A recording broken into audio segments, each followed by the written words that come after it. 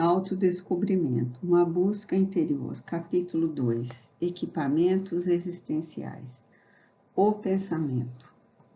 Os psicólogos organicistas estabeleceram, categóricos, que o pensamento é exteriorização do cérebro, já que não existe função sem órgão.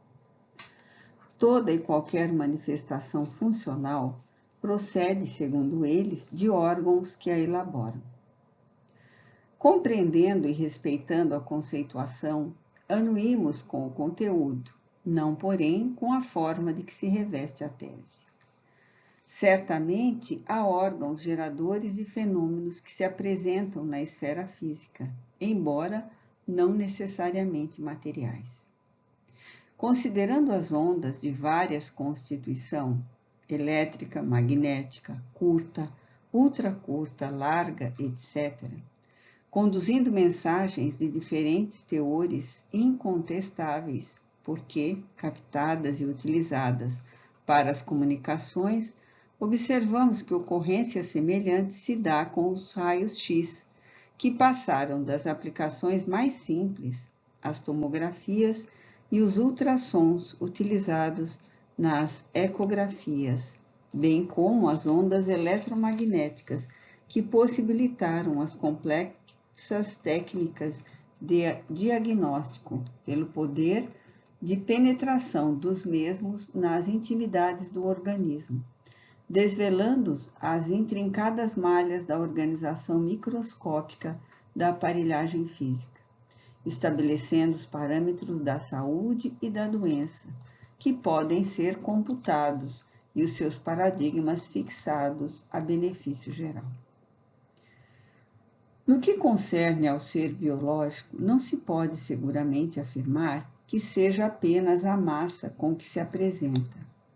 E, se o fizer, estar-se-ia infirmando a realidade da energia dos seus campos, nos quais se aglutinam as micropartículas que constituem os conglomerados atômicos e, por sua vez, orgânicos, resultando no conjunto que é o corpo, conforme a constituição perispiritual de que se utiliza, em razão da programação moral a que se submete o espírito no seu processo de evolução.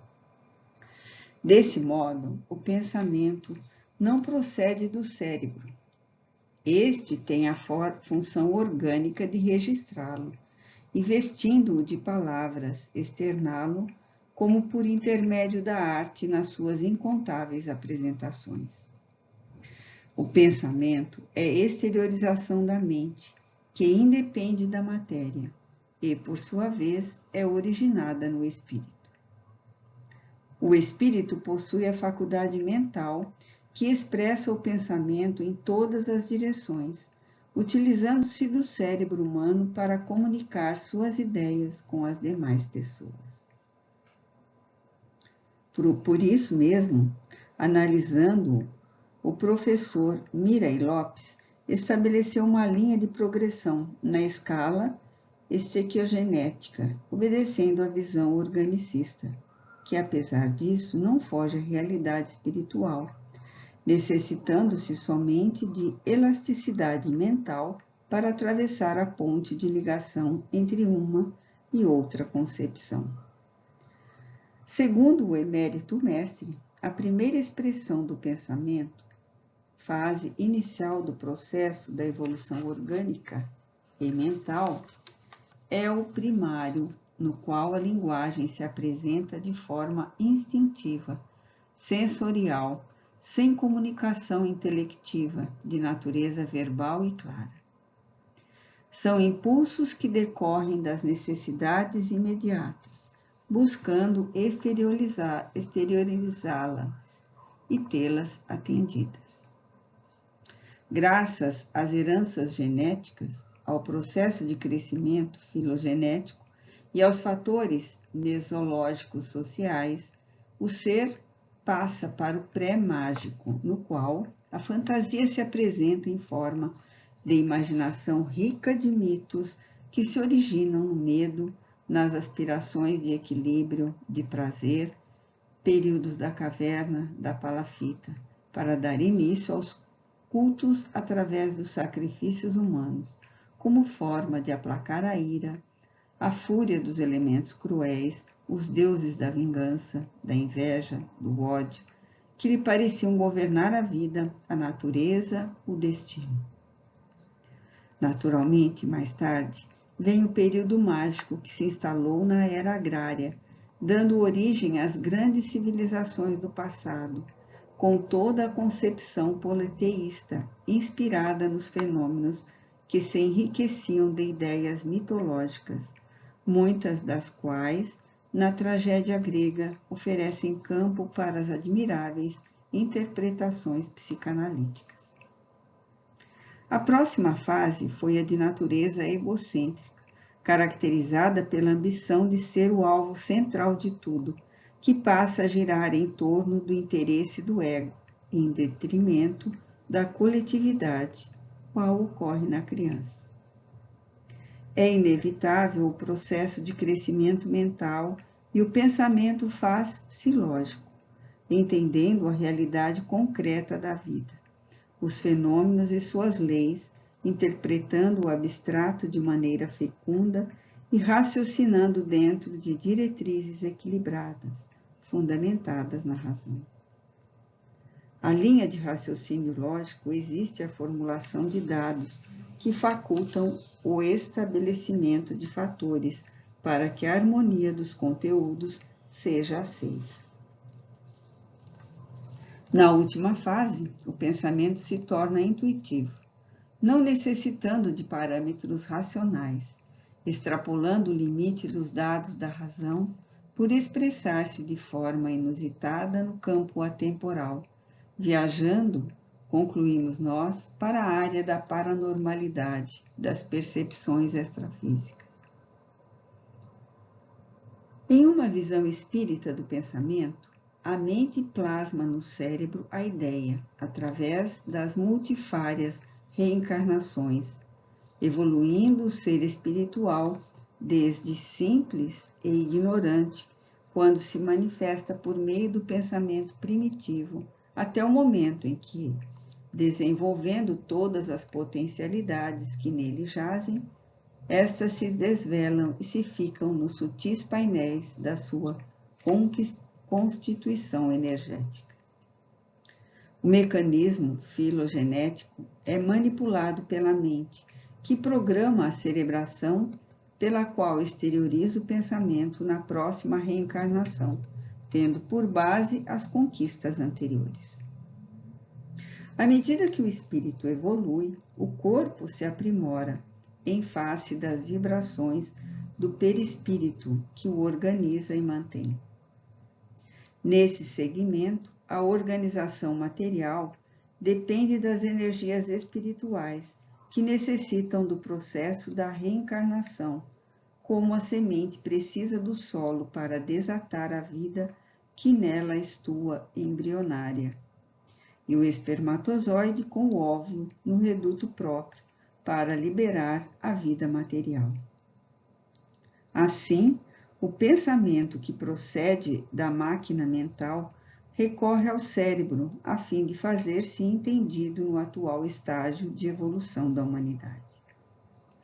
Ocorrerá oportunamente que o pensamento no campo intuitivo se transmitirá de um a outro cérebro, telepaticamente, sem o impositivo da verbalização da expressão material, sons, cores, imagens, formas.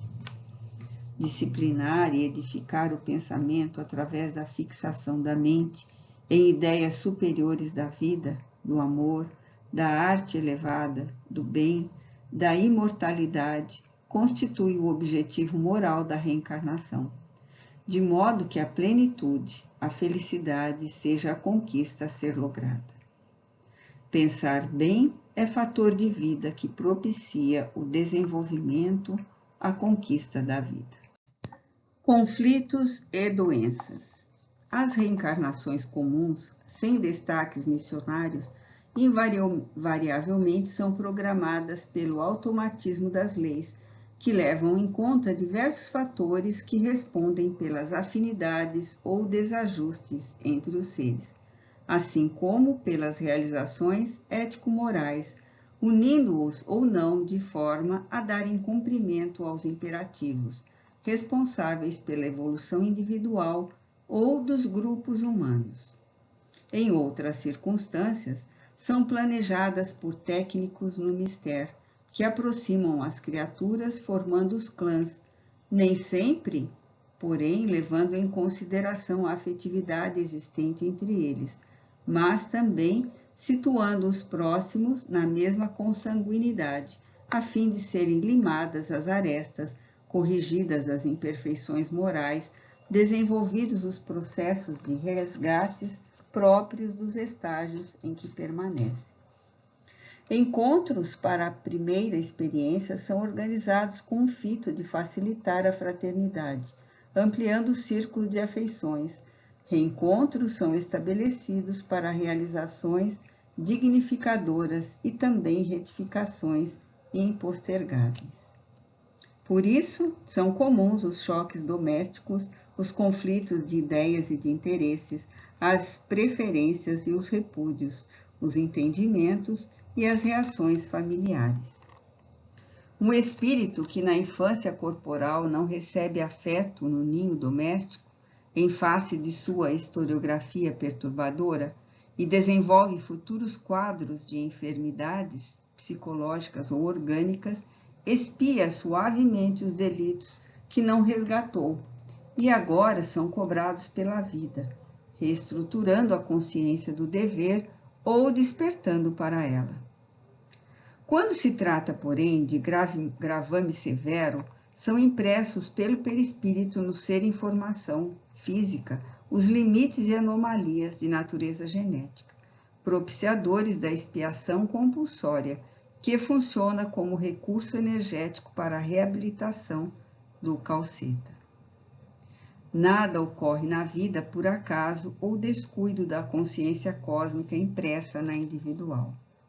Assim sendo, adquirir consciência no seu sentido profundo é despertar para o equacionamento das próprias incógnitas, com o consequente compreender das responsabilidades que a si mesmo dizem respeito. O ser consciente é um indivíduo livre e realizador do bem operante, que tem por meta a própria plenitude através da plenificação da humanidade. Alcançar esse nível de entendimento é todo um processo de crescimento interior, mediante constante vigilância e desdobramento das potencialidades adormecidas, que aguardam os estímulos que fomentam o seu despertar e a sua realização. Não conscientes das respostas da vida, obedecendo os automatismos, muitas criaturas permanecem adormecidas em relação aos seus deveres, tornando-se instrumento de sofrimento para si mesmas, como para os outros, que lhes experimentam a presença ou delas dependem. Uma das finalidades primaciais da reencarnação é a aquisição do amor, afetividade plena, para o crescimento espiritual e o autoaprimoramento, encontro com o Deus interno.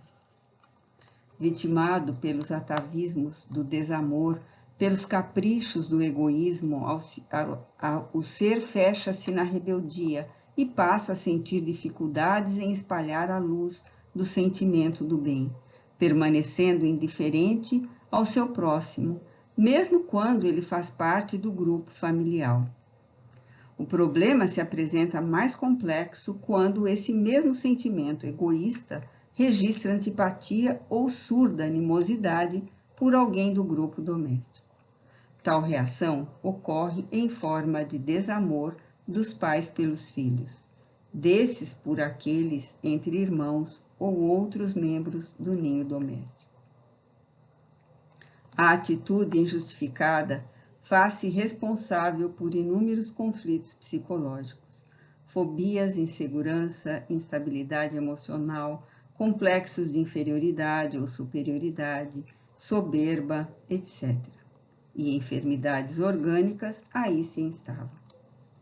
A criança tem necessidade de ser amada, protegida, nutrida, orientada, a fim de desenvolver os sentimentos da afetividade, da harmonia, da saúde, do discernimento.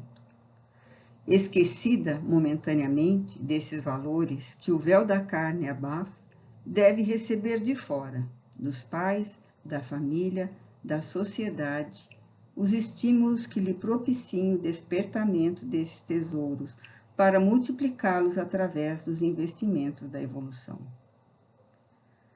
Quando se sente atendida nessas necessidades, logra com facilidade alcançar os objetivos da reencarnação, devolvendo aos grupos familiar e social todas as conquistas ampliadas e felicitadoras. Ao experimentar carência, desenvolve quadros patológicos que assumem gravidade a partir da juventude, quando não se tornam pesadas cruzes da fase infantil, exigindo terapias psicossomáticas, espirituais, de natureza moral, a fim de libertar-se da opressão e do desespero que a estiolam. Desamada a criança, o seu inconsciente chama a atenção através de distúrbios do sono, pesadelos, inquietação noturna, choro, insônia, agressividade e rebeldia, medos e maus desenvolvimento psicofísico. O amor é alimento para a vida, que atua nos fulcros do ser e harmoniza os equipamentos eletrônicos do perispírito, responsáveis pela interação espírito-matéria. A sua vibração acalma e dá segurança. Ao mesmo tempo, reabastece de forças e vitalidades insubstituíveis. Quando o indivíduo se identifica desamado, hoje ou no passado, faz inconscientemente um quadro regressivo e descobre que não foi necessariamente nutrido, alimentado pelo amor, passando a experimentar um sentimento de reação através da anorexia nervosa ou inapetência, que pode tornar-se um perigo para a sua saúde. O seu curso pode ser acidental, passageiro ou de largo tempo, gerando graves danos orgânicos. De outra forma, pode apresentar reação totalmente contrária e faz uma patologia de voracidade alimentar, a bulimia, em que a insatisfação leva a comer até a exaustão, propiciando perturbações digestivas e nervosas muito complexas. Ainda ocorrem neste capítulo os casos de vômitos nervosos, em que o alimento é expelido por automáticas contrações do estômago e pelos distúrbios gástricos, levando o paciente ao enfraquecimento, à desnutrição. Ingestão, dispepsia nervosa, diarreia, prisão de ventre, fazem parte das patogêneses decorrentes da ausência do amor no capítulo da reencarnação do espírito. A necessidade de cada um de gerir os próprios problemas é indiscutível e inadiável, devendo fazer parte da agenda diária de todo aquele que desperta para a consciência de si, não se permitindo agasalhar conflitos, mesmo que sob hábeis camuflagens do inconsciente. Mediante uma autoanálise honesta, na qual se dispensem o elogio, a condenação e a justificação, o indivíduo deve permitir-se a identificação do erro, do problema e, sem consciência de culpa, digerir o acontecimento, buscando os meios para a reparação e a libertação do sentimento perturbador. Não são poucos os males orgânicos que defluem das emoções e sentimentos nas áreas da afetividade e do comportamento, que podem ser evitados e solucionados graças a uma atitude de boa vontade para consigo mesmo e para com os outros, permitindo-lhes o direito de serem como são e não conforme gostaria que fossem. A cuidadosa autoanálise, sem caráter exigente nem condenatório, abrirá possibilidades inúmeras para o equilíbrio e ajudará a desenvolver a tolerância em relação aos outros, produzindo harmonia interior. Surgem, então, os desejos de recuperação pelo trabalho e bem orientada canalização das energias que se transformam em dínamos geradores de força que propiciam saúde, bem-estar e harmonia. Sintonias e suas consequências. Quando ocorre a ruptura do equilíbrio existente entre a consciência e o corpo, irrompem as enfermidades, as quais expressam a reação que ora se estabelece. A vida orgânica é resultado da harmonia vibratória do ser que equilibra as células nos campos onde se aglutinam, dando forma aos órgãos e estas ao corpo físico, com as suas complexidades, através das quais se exterioriza o psiquismo. Um erro de comunicação entre a consciência e o corpo favorece a desorganização molecular, propiciando a instalação das doenças. Em razão da causalidade física, moral ou emocional, o distúrbio surgirá nos equipamentos correspondentes, daí decorrendo os fenômenos perturbadores. A energia vitalizadora que o espírito irradia, preservando a harmonia psicofísica, resulta dos pensamentos e atos a que o mesmo se afervora. A enfermidade, de qualquer natureza, é uma guerra que se apresenta nas paisagens do ser, encontrando dissonantes os campos vibratórios que constituem os equipamentos da maquinaria humana. Instalam-se as colônias microbianas perniciosas que passam a predominar no organismo. Os macrófagos, encarregados de defender as outras células em face da deficiência energética, deixam-se destruir e perdem a força que os vitaliza, cedendo espaço aos invasores maléficos. Pergunta-se normalmente por que o DNA, que é a causa primeira e essencial de todas as combinações no corpo, de um para outro momento sucumbe, deixando-se aniquilar pelos vírus e outros agentes agressivos, sem dar-se conta, já que a sua fatalidade biológica resulta do imperativo psíquico da energia vital que desenvolveu e mantém a vida em todas as formas. Na raiz, portanto, de qualquer enfermidade, encontra-se a distonia do espírito, que deixa de irradiar vibrações harmônicas, rítmicas, para descarregá-las com baixo teor e interrupções que decorrem da incapacidade geradora da fonte de onde procede. Na mesma ordem estão os conflitos, os transtornos psicológicos, os distúrbios fóbicos e outros da área psiquiátrica. Mesmo quando a sua psicogênese se encontra na hereditariedade, nos fatores estressantes, nos socioeconômicos, nos psicossociais e emocionais, as causas reais se originam do ser espiritual, que é sempre o agente de todos os acontecimentos que dizem respeito ao ser humano. Esse feixe de energia pensante, que é o espírito, age e, ao fazê-lo, preserva a capacidade que lhe é peculiar ou perturba de acordo com o direcionamento das suas manifestações. Exteriorizada a ação mental ou física, ondas de energia carregadas de força viajam no rumo que objetiva e conforme a sua qualidade, positiva ou negativa. Potencializa ou desconecta os núcleos do corpo intermediário, perispírito, resultando em capacidade de saúde ou receptividade a doenças. Para o tentame do reequilíbrio e bem-estar, a interiorização do ser e o pensamento carregado de amor constituem os valores que reparam as engrenagens supersensíveis do modelo organizador biológico, restabelecendo-lhe a harmonia e, no caso psíquico, refazendo os campos nos quais se movimentam os neuropeptídeos e outras moléculas nervosas. Todo conflito procede do ser que pensa, do direcionamento das suas aspirações, das suas atitudes próximas como remotas.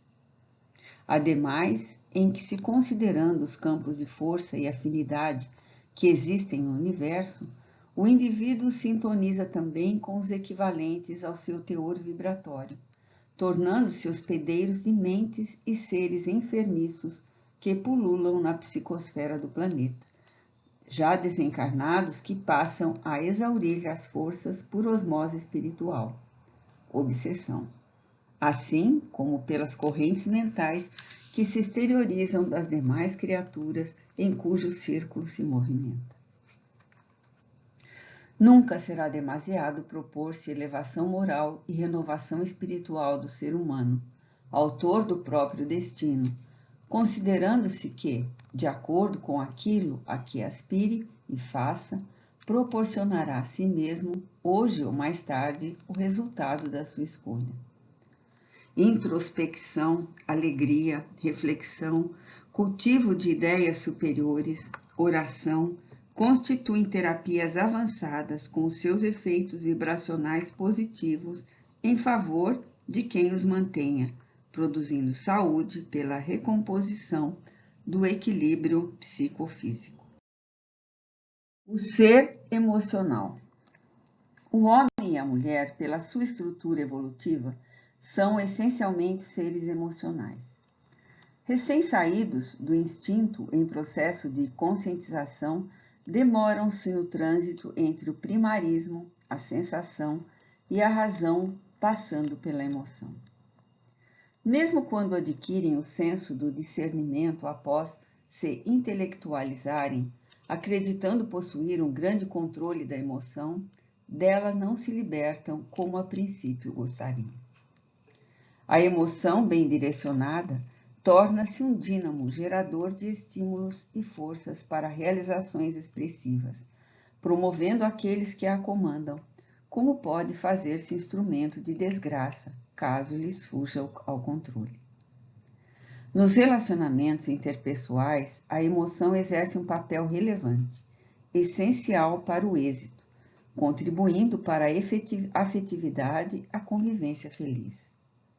No entanto, antes de se exteriorizar como seria ideal, exige todo um curso disciplinante, uma análise profunda, a fim de converter-se em equipamento adequado do eu superior, expressando-se na conduta e na vivência.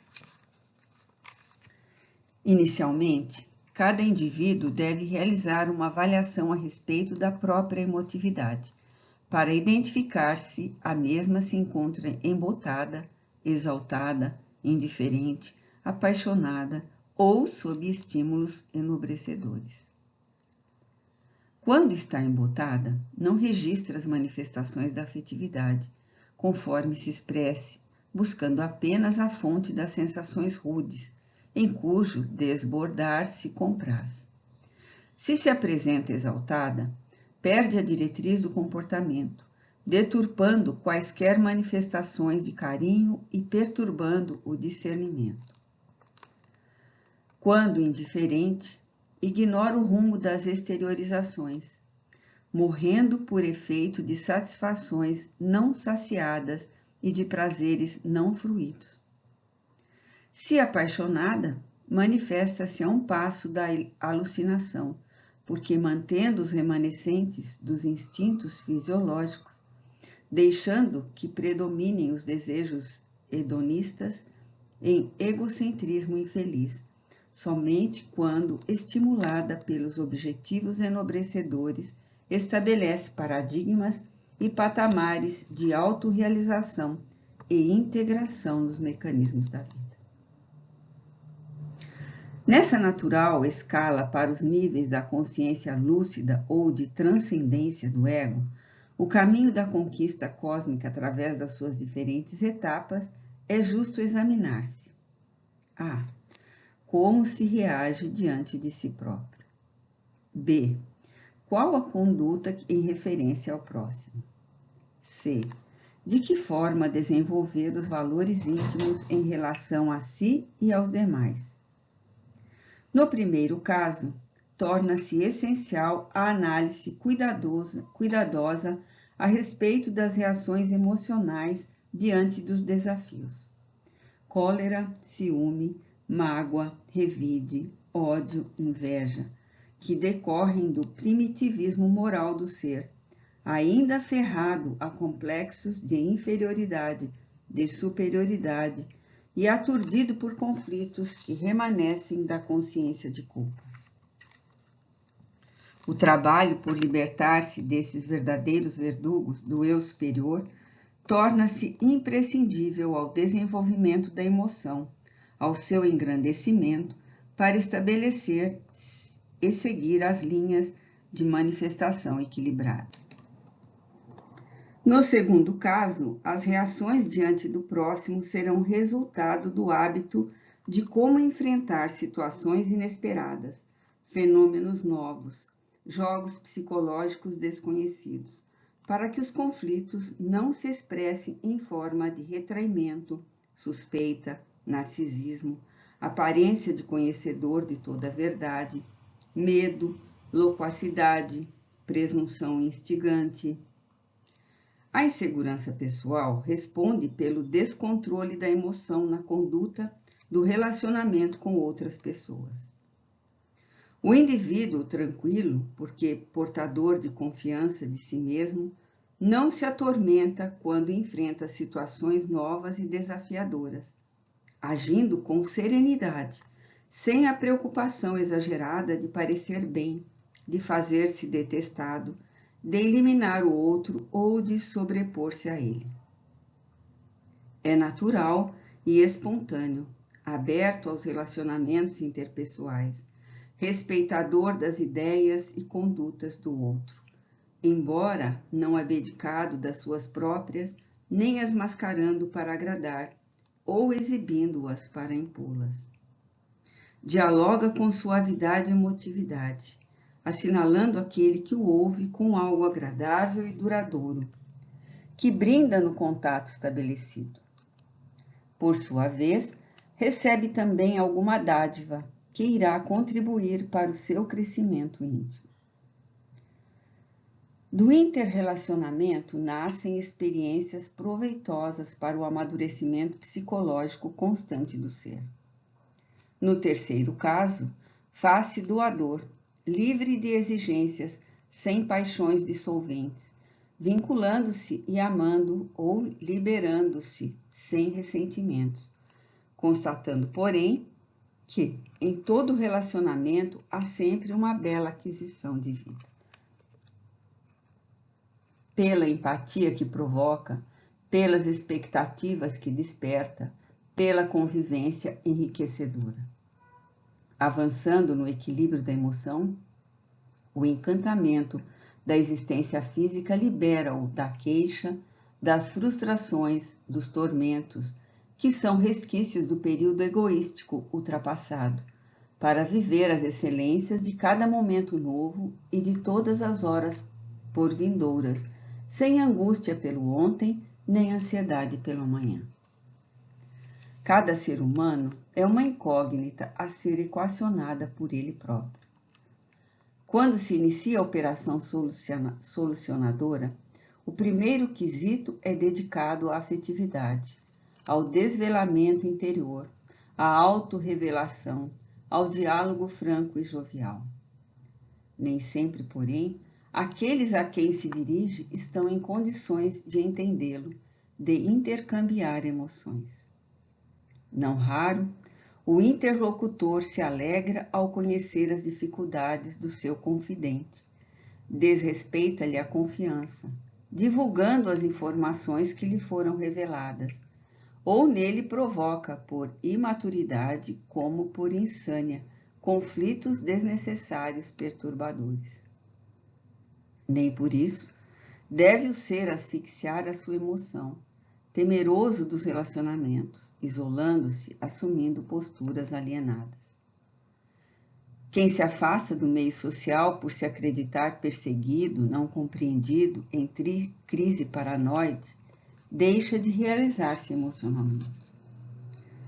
Não são as circunstâncias que se fazem responsáveis pelo bom ou mau humor do indivíduo, mas a forma pessoal como ele as encara. O desenvolvimento da emoção é imperativo da reencarnação do espírito, que se aprimora etapa a etapa no processo da evolução, passando pelas sucessivas experiências carnais. Cumpre, desse modo, ao homem e à mulher, seres essencialmente emocionais, a canalização dessa força dinâmica para a autossuperação, constatando que ninguém, em fase normal do desenvolvimento, passa sem vivenciar o alto potencial da emoção.